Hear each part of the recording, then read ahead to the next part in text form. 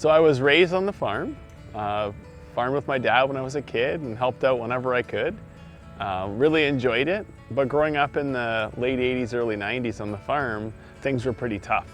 So I decided to pursue post-secondary education. I went to McMaster University, took a business degree there, a Bachelor of Commerce, and then went to work off farm for several years. I worked in the chemical industry, I worked in a medical research firm, worked in several places other than the farm.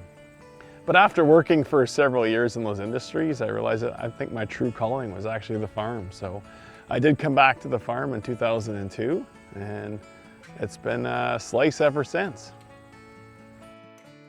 What I consider hard about farming is if I can compare it to a regular business.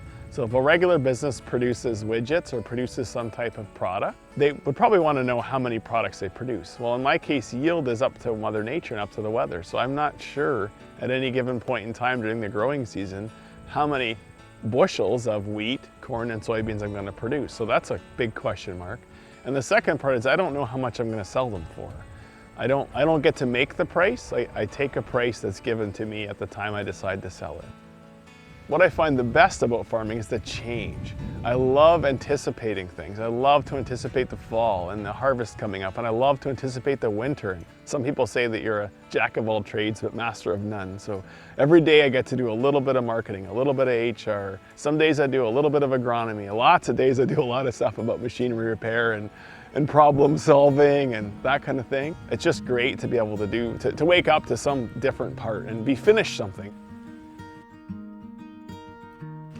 When we harvest the grain, we then take it to our local elevator. So we have grain bins or silos that we store the grain in. Sometimes it needs to be dried or cleaned before it goes into the bins. And then from there we ship it out. It also gives us some marketing opportunity. So if we can store some of the grain for a few extra months, sometimes we can sell at a higher price depending on what time of the year it is. And also helps for cash flow. So I don't have to sell all my crops in one year and take all the money in. If I need money in the spring or later in the summer, I have crops that I can sell in my bin.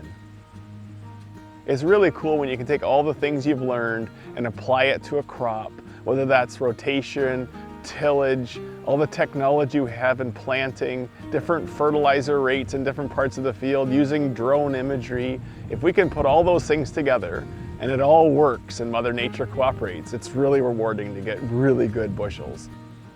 So one of the things that does keep me up at night is the disconnect between farmers and the rest of society. With the age of social media, there's so much information out there and not all of it's right.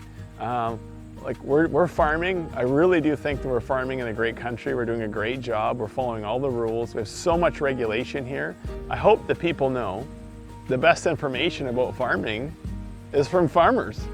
Please don't hesitate to ask. Ask me anytime, ask any farmer anytime. We'd love to talk about farming.